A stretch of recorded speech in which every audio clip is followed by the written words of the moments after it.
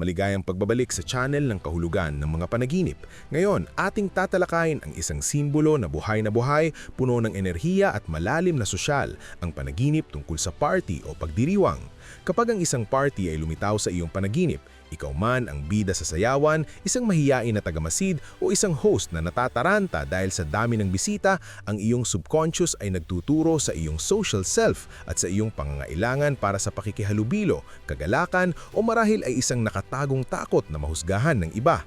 Sa wika ng mga panaginip, ang party ay kumakatawan sa kung paano mo nakikita ang iyong lugar sa mundo at ang kalidad ng iyong pakikipag-ugnayan sa iba.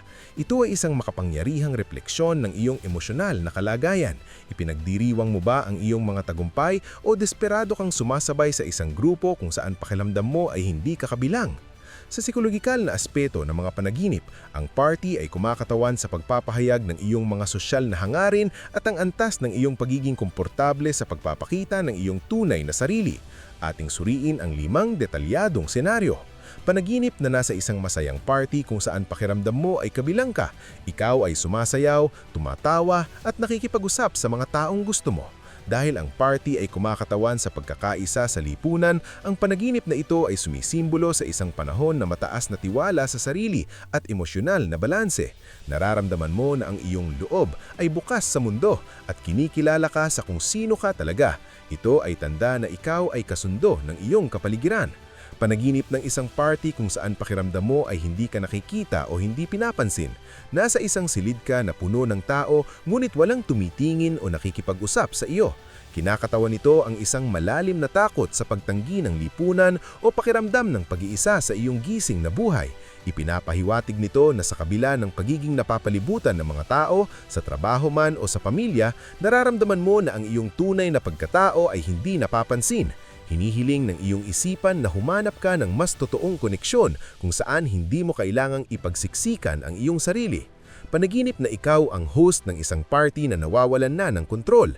May mga bisitang naninira ng gamit, nauubisan ng pagkain o napakaraming estranyo ang pumapasok sa iyong bahay. Sumisimbolo ito sa iyong pagkabalisa tungkol sa pagpapanatili ng kaayusan at ang iyong takot na mawala ang kontrol sa iyong personal na limitasyon. Sinasalamin nito ang isang sitwasyon kung saan pakiramdam mo ay ikaw ang responsable sa kalagalaan ng lahat at ang bigat ng responsibilidad na iyon ay nagsisimulang sumira sa iyong kapayapaan. Panaginip ng isang walang isi o tahimik na party. Dumating ka sa isang pagdiriwang ngunit walang musika, walang pagkain at ang mga bisita ay nakaupo lang sa katahimikan. Ito ay isang malalim na simbolo ng pagkadismaya o pagkawala ng inosensya. Ipinapahiwatig nito na isang proyekto, relasyon o yugto ng buhay na inaasahan mong magiging masaya ay lumabas na walang saysay o hindi kasiyasiya. Nagpapakita ito na narating mo na ang punto ng emosyonal na pagkapagod. Panaginip ng isang formal na party o isang masquerade ball. Ang lahat ay nakasuot na mamahaling damit o may suot na maskara. Kinakatawan nito ang persona o ang mga maskara na isinusuot natin para makibahagi sa lipunan.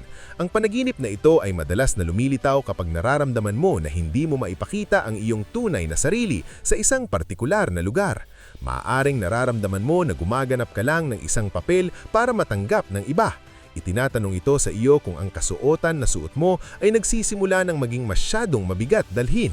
Upang bigyang kahulugan ng panaginip na ito, tanungin ang iyong sarili, ako ba ay nakikilahok o nanunood lang? Masyado bang malakas ang musika o ang katahimikan ay nakakabingi? Ang sagot ay magpapakita kung gaano karaming enerhiya ang ginagastos mo sa iyong imahe sa harap ng ibang tao kumpara sa iyong tunay na panloob na kagalakan. Ibahagi ang iyong kwento sa comments. Anong klaseng party ito? Ano ang naramdaman mo pagkagising? Binabasa ko ang iyong mga karanasan para tulungan kayong magkaroon ng linaw. I-like ang video, mag-subscribe at patuloy nating unawain ang ating isipan.